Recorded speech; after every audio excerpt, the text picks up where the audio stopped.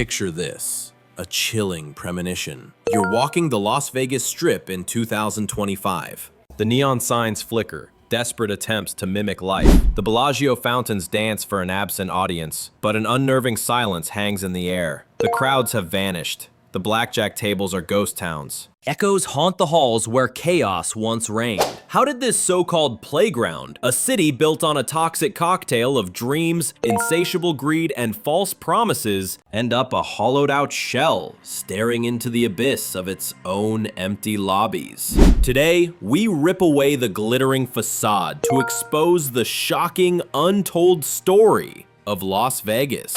From its sordid, mob-financed conception in the desert sands, through its deceptive decades of glory, to the catastrophic cracks in its foundation that everyone willfully ignored until it was far too late. Brace yourselves, because by the end of this, you will understand the chilling truth of why Las Vegas is a ghost town. The birth of a deception. 1940 to 1960. Imagine the stark reality.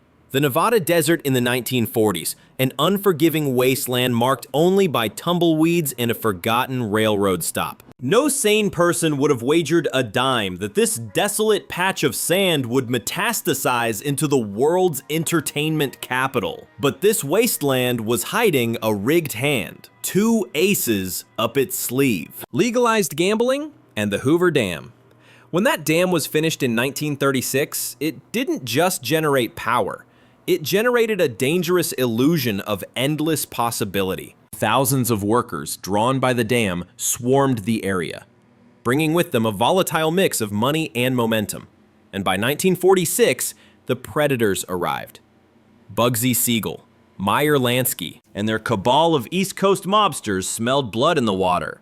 Siegel unleashed the Flamingo, a gaudy monument to vice, and Vegas's first so-called luxury casino hotel. It was a masterclass in deception. Marble floors, garish flamingo decor, and a guest list crawling with Hollywood's elite. This wasn't a rebirth for gambling. It was a rebranding of sin, dragged out of the smoky back rooms and repackaged as a glamorous, irresistible fantasy. The 1950s cranked the volume to a deafening roar. A plague of new casinos, the Sands, the Sahara, the Desert Inn, scarred the Strip with their neon glare. And the infamous Rat Pack, Sinatra, Dean Martin, Sammy Davis Jr., they became the high priests of this new religion, transforming Vegas into the corrupted heart of American nightlife. It was a carefully constructed illusion where a broke soldier could be made to feel he belonged, drinking next to a Hollywood starlet. You see, Vegas was never selling cards and dice. It was selling a lie. The toxic dream of instant, unearned possibility. And here's the most insane, unsettling part of this entire charade. Just 65 miles away, the United States military was detonating atomic bombs. Tourists, in a grotesque display of apathy, would gather on hotel rooftops sipping atomic cocktails and watching mushroom clouds. Symbols of utter annihilation bloom on the horizon. It was reckless, it was perverse, it was utterly insane. But that surreal, toxic blend of mortal risk and cheap thrills and gaudy spectacle was the very essence of Las Vegas. By 1960, the malignant transformation was complete. This forgotten railroad stop had mutated into a shimmering, deceptive oasis of vice and manufactured wonder. But a warning hangs over every house of cards. The bigger the illusion, the more catastrophic the collapse. And in the decades that followed, Vegas was about to learn just how fragile and how fraudulent its fantasy truly was. The Gilded Cage, 1970 to 1990. If the early years were about constructing the illusion, the 70s and 80s were about trapping a nation inside it. By this era, the Las Vegas mirage had solidified. It branded itself America's playground, and the bait for the trap? It was cheap.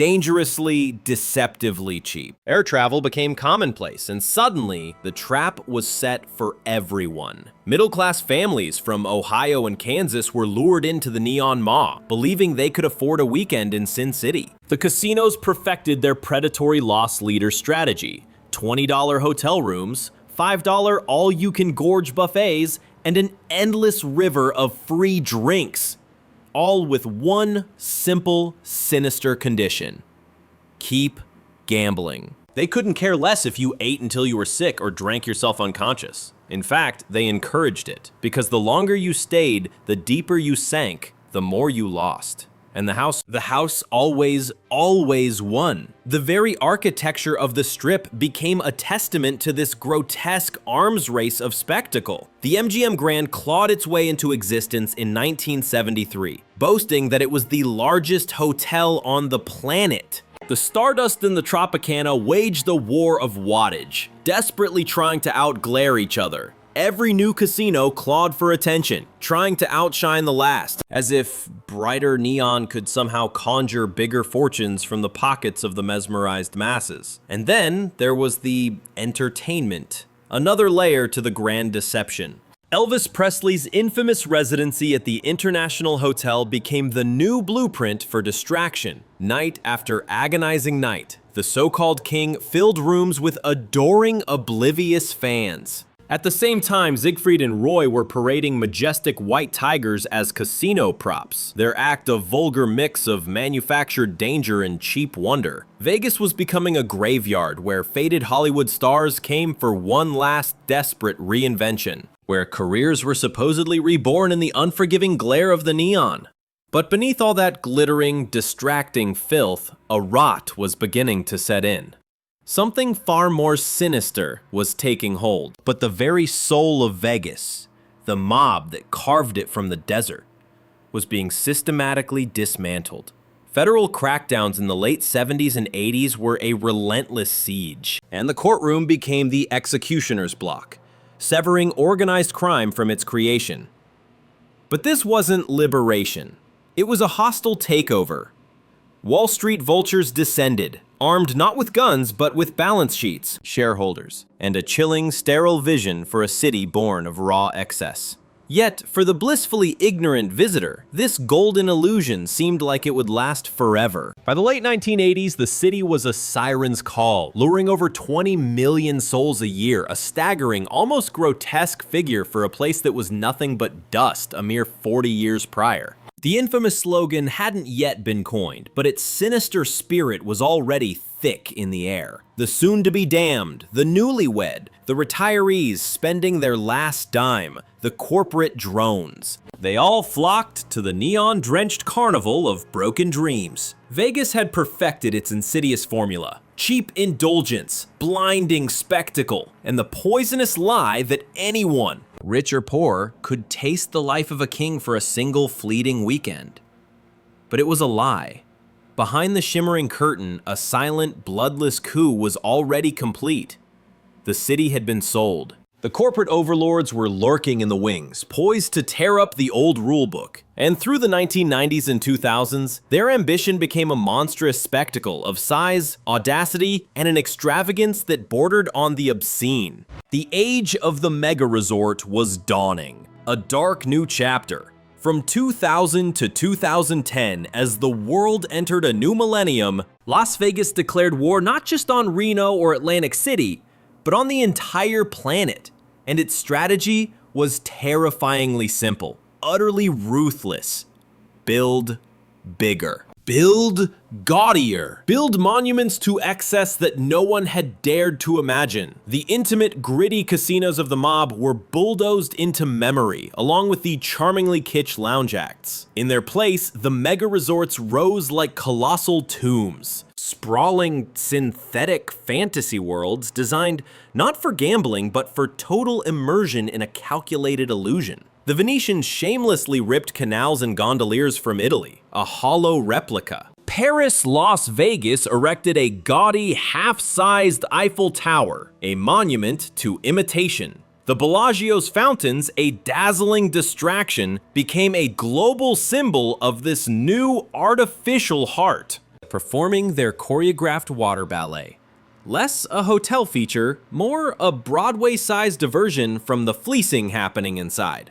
Then, in 2005, the Wynn arrived, redefining luxury as a cold, sterile fortress of sleek design and private lakes. With gardens so perfect, they felt stolen from Versailles. The casino floor was no longer the point, it was just the engine. The Strip had metastasized into a complete predatory ecosystem. Michelin-starred chefs, soul-crushing shopping malls, and nightclubs mimicking the hedonism of Ibiza. Cirque du Soleil's billion-dollar extravaganzas transformed the stages into hypnotic, money-draining spectacles. And just like that, the city's corruption went global. It was no longer America's dirty little secret. It was the world's. The numbers screamed the terrifying truth. In 2007, Las Vegas devoured a record-breaking 39 million visitors in 1 year. The global elite, high rollers from Hong Kong and Dubai, descended to rub elbows with the new money of Silicon Valley. The convention business became a grotesque beast, with behemoth trade shows like CES disgorging hundreds of thousands of attendees into the machine. And Wall Street's titans, MGM Resorts, Caesars Entertainment, they ran the Strip not like a city, but like a terrifyingly efficient factory, meticulously calculating the guest experience in dollars per agonizing minute. But here is the poisoned pill. This grotesque luxury had a venomous price.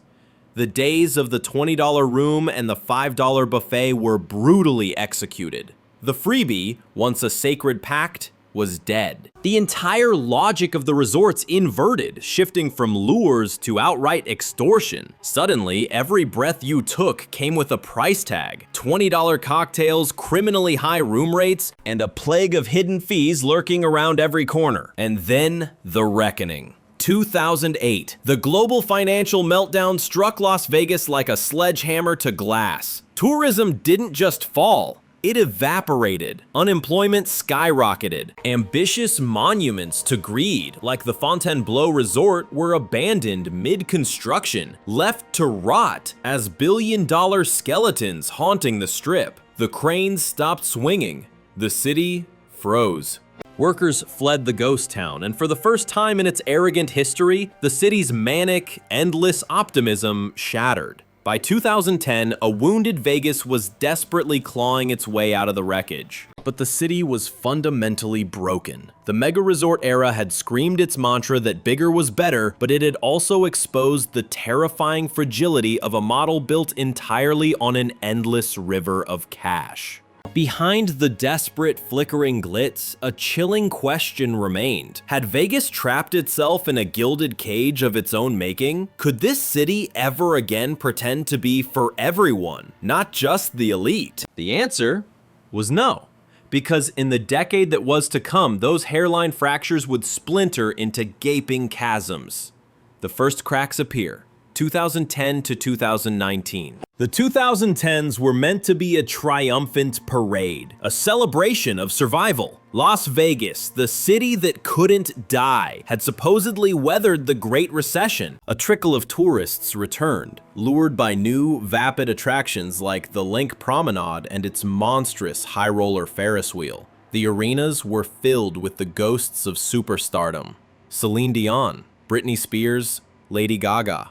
A desperate, glittering distraction. On the surface, Vegas was a glittering illusion of its former self, but peer beneath the neon glow and the fractures were impossible to ignore. For decades, this city was built on a sacred pact. Regardless of your wealth, you could taste the life of a king for a weekend.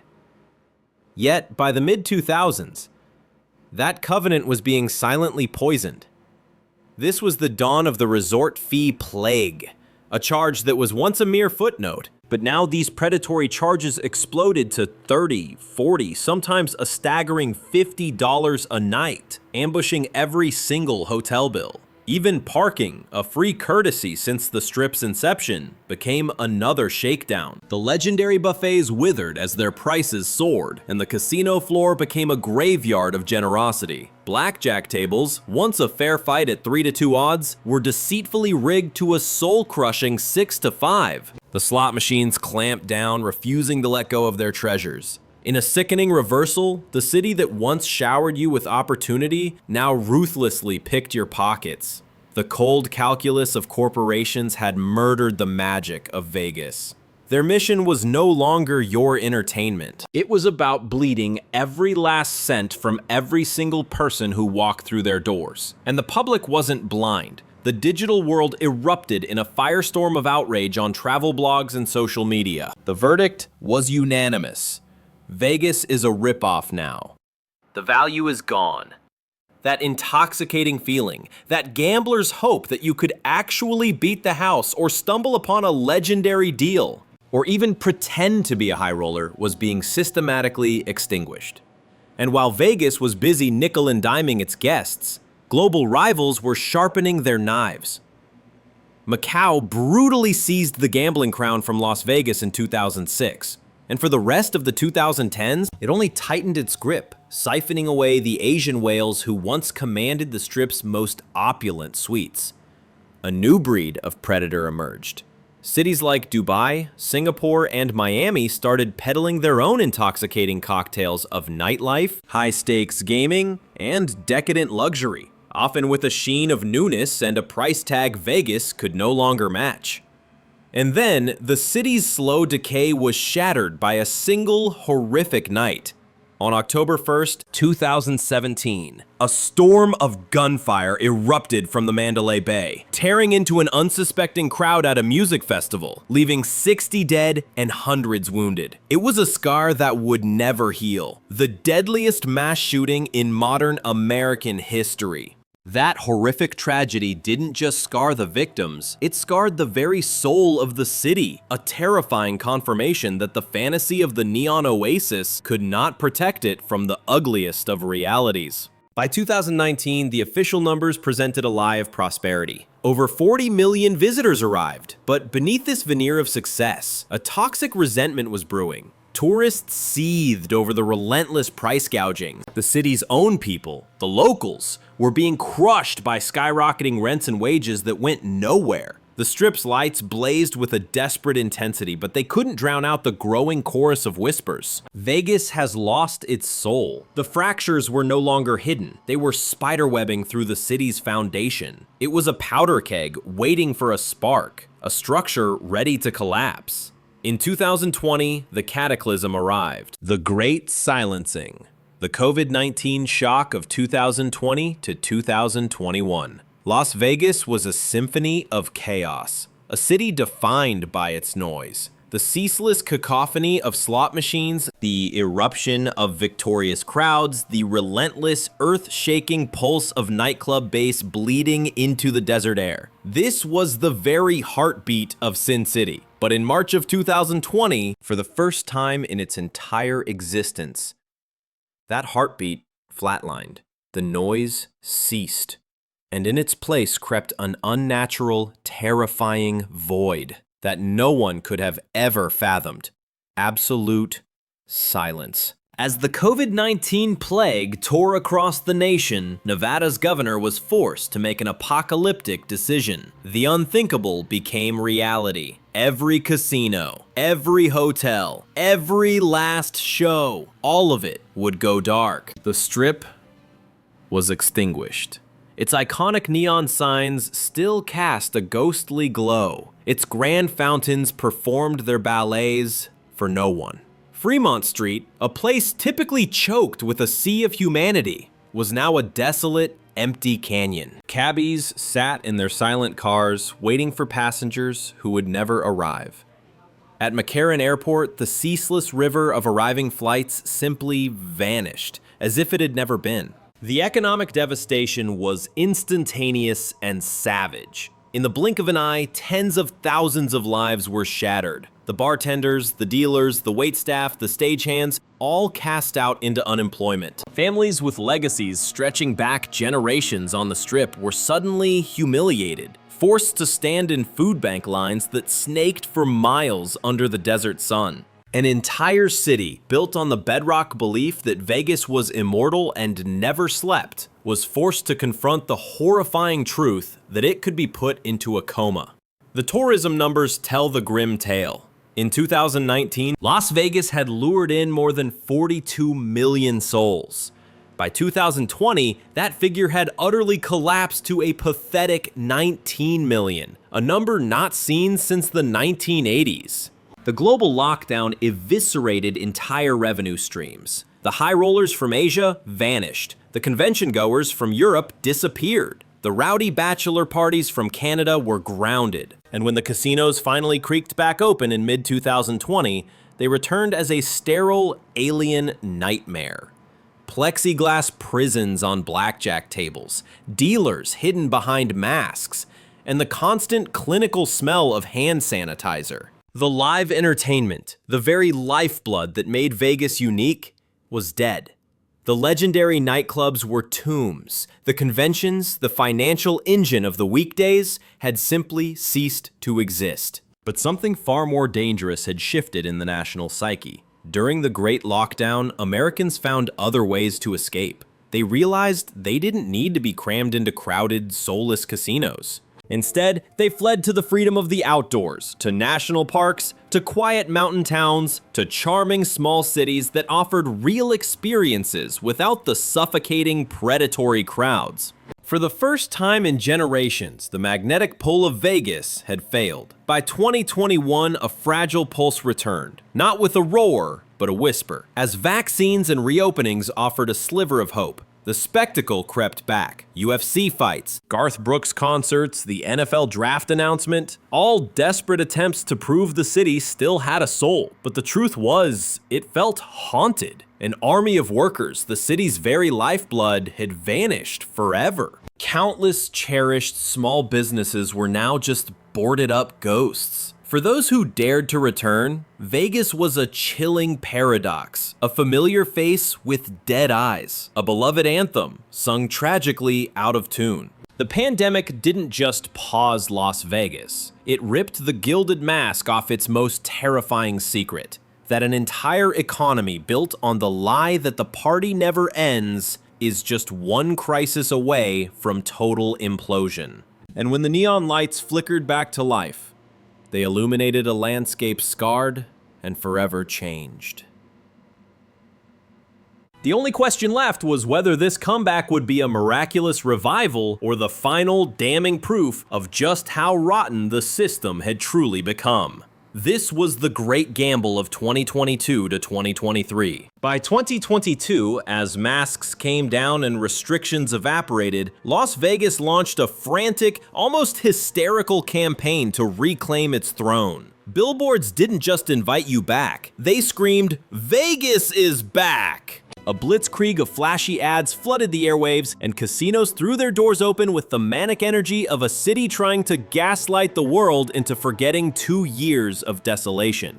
And for a terrifying moment, the illusion held. High-profile events returned with a deafening roar. The NFL's Pro Bowl and the NHL's All-Star Game transformed the Strip into a gladiator's arena. Legends like Adele and Garth Brooks, and even the K-pop behemoth BTS announced residencies, creating a shockwave of global hype. Looming over it all was the monument to this new era, the long-delayed Sphere, promising a futuristic spectacle so grand it could only be born in Vegas. The tourist numbers surged in response.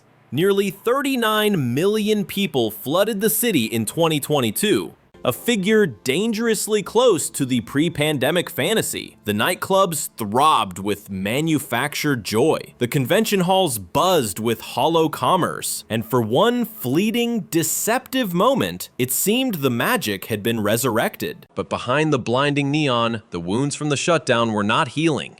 They were festering. A catastrophic labor shortage gripped the industry. So many of the workers discarded in 2020 had found a bitter wisdom. They never came back.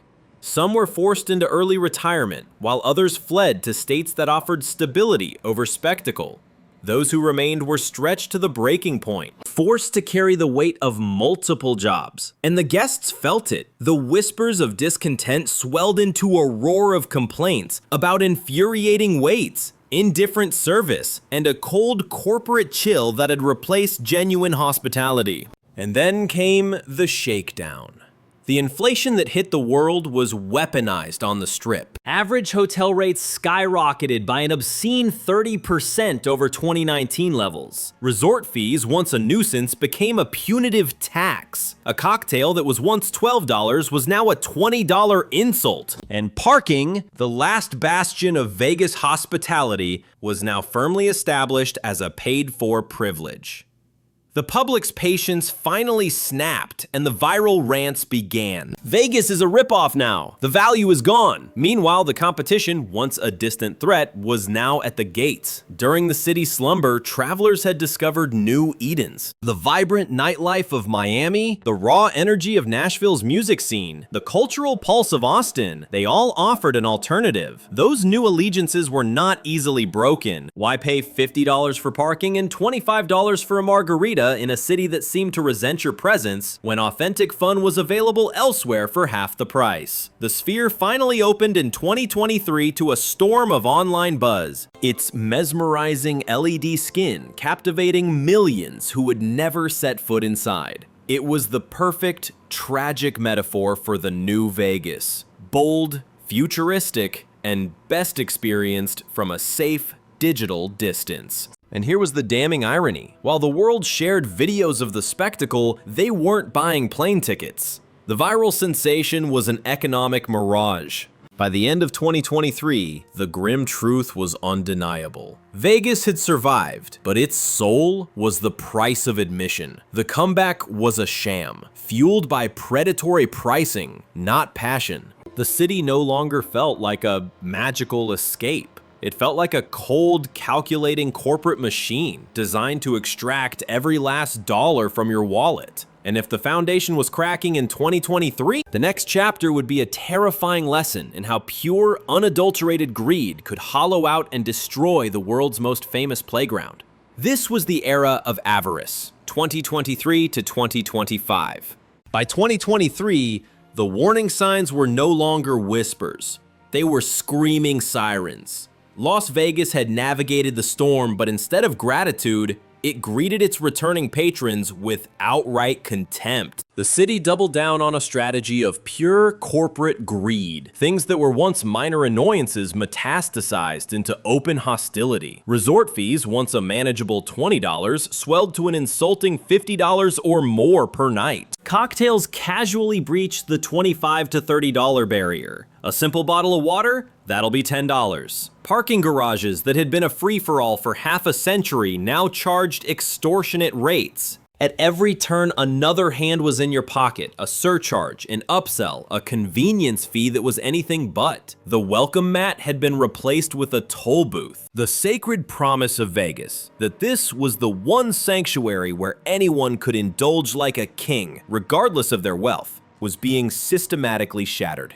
The visitors saw the betrayal and their outrage was deafening. Social media became a firestorm of viral rants. $26 for a pathetic sandwich? A staggering $75 just for the privilege of sitting at a blackjack table. One Canadian tourist's blunt assessment in a travel forum became a rallying cry. Vegas doesn't want us anymore. They just want our wallets. And of course, the casinos had their prepackaged excuses ready. They trotted out the usual villains: rising costs, inflation, fierce international competition, but that was a carefully crafted lie. A smokescreen for the real story. The horrifying truth? Profit margins on the Strip were rocketing to obscene new heights. This wasn't a fight for survival. It was a ruthless campaign of extraction, led by the Titans. MGM, Caesars, Wynn. These were no longer the dream factories of a bygone era. They had become cold, calculating Wall Street portfolios, engineered to bleed every last cent from their guests as the city's soul vanished without a whisper.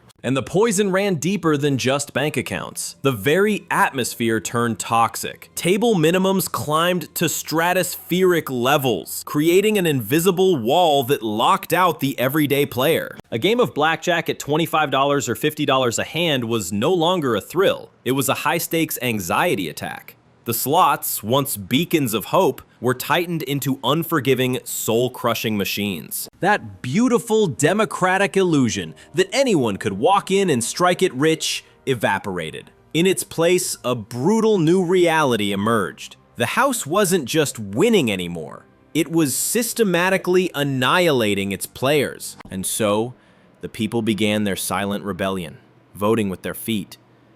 Some fled to the fairer odds and saner prices of off-strip casinos in Henderson or downtown. Others abandoned Vegas entirely. They chose the raw energy of Nashville's honky-tonks, the vibrant heat of Miami's nightclubs, or the genuine escape of Caribbean resorts. Even the most die-hard loyalists began cutting their pilgrimages short. Their verdict was damning. They no longer felt valued, only harvested like a crop.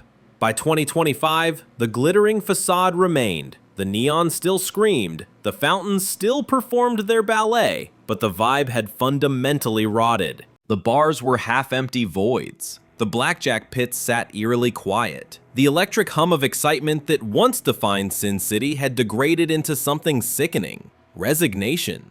Because in a shocking act of self-immolation, Las Vegas had traded its very soul for the sake of quarterly profit reports. And this is the grim warning. When insatiable greed becomes your business model, even legends are destined to die. The only terrifying question that lingered in the poisoned air was, could Vegas possibly claw its way back from the brink? Or were we all just witnessing the beginning of the end game? The future looms, uncertain and dark, from 2025 and beyond. Walk the strip today, and the sickening contradiction is impossible to ignore. The neon puts on a brave face, a blinding, dazzling lie.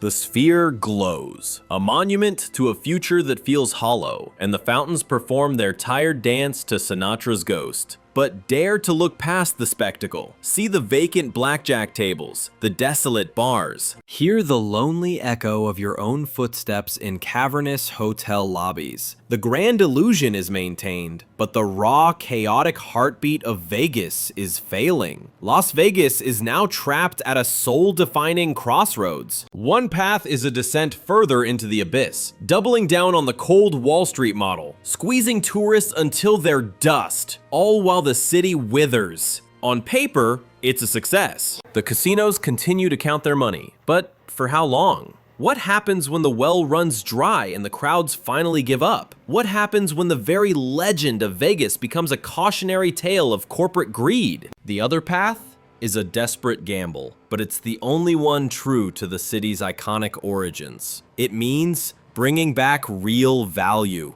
bringing back the glorious chaos of unpredictability. It means resurrecting the democratic dream that anyone, whether they had $50 or $5,000, could be crowned king for a night. The very magic that conjured this impossible mirage from the desert dust in the first place. But right now, Vegas has made no choice.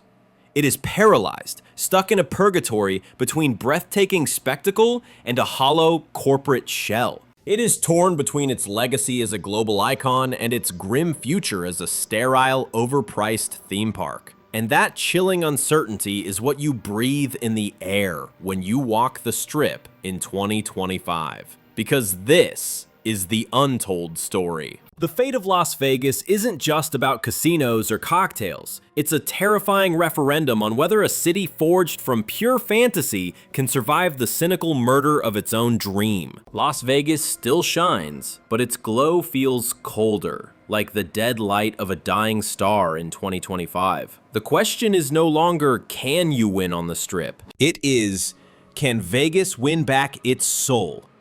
What is the verdict? Has Sin City's magic been extinguished forever, or can this fallen angel possibly rise from the ashes of its own greed? Cast your judgment. The comments section is now open.